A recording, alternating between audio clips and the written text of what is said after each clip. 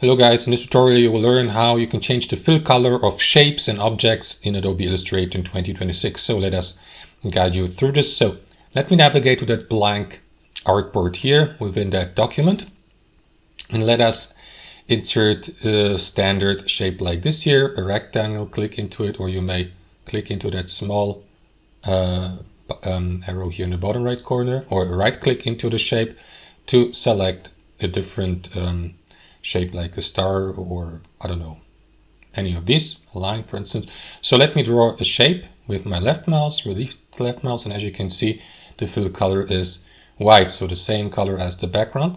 What you want to do now is either click into that fill color here at the bottom, or let's say for instance you have clicked off here and now you would still like to change the color of these object shapes. You will need to left click into them and then you can select this option, or click into the color fill and stroke tool here, double click into it, or use the shortcut X on your keyboard. Either way, both options will lead you to that color picker tool here. So from here guys, select the color from that panel here, or you may use that slider to find a different range of colors. Or alternately, you may enter the hex color code here. And that's the fill color. Click into OK.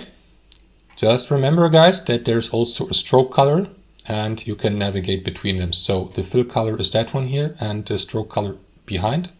If you'd like to switch to the stroke color, click into that arrow here just above. And that is going to switch the stroke color with the fill color.